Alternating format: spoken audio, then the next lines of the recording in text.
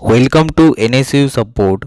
Discuss করব UG third year Bengali honours DSBG 41 অর্থাৎ অনুবাদ ও বাংলায় অনুবাদ সাহিত্য এই পেপারের 2024 সালের 10টি অনলাইন অ্যাসাইনমেন্টের প্রশ্ন উত্তর নিয়ে।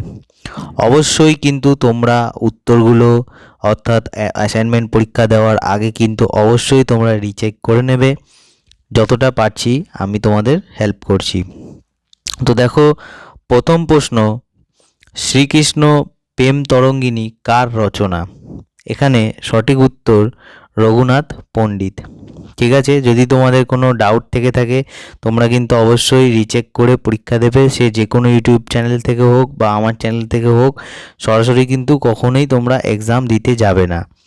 ঠিক আছে, দ্বিতীয় প্রশ্ন হলো, বাসুদেব রচিত গ্রন্থটি কার রচনা? সঠিক উত্তর বিদ্যাসাগর। 3 নম্বর প্রশ্ন, জৈমিনী মহাভারত অবলম্বনে বাংলায় মহাভারত অনুবাদ বা ভাবানুবাদ করেন কে? শ্রীকর নন্দী। পরের কোশ্চেন, মেয়েরাই ইহার গায়ক, কবি, স্ত্রীলোক। ইহার শ্রোতা ও গায়কেরাও অধিকাংশ স্থলে স্ত্রীলোক। মন্তব্যটি কোন প্রসঙ্গে কে করেছিলেন? মন্তব্যটি করেছিলেন চন্দ্রাবতীর রামায়ণ প্রসঙ্গে দীনেশচন্দ্র সেন।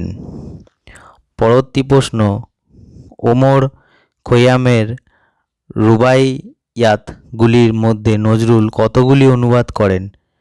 সঠিক উত্তর 197টি।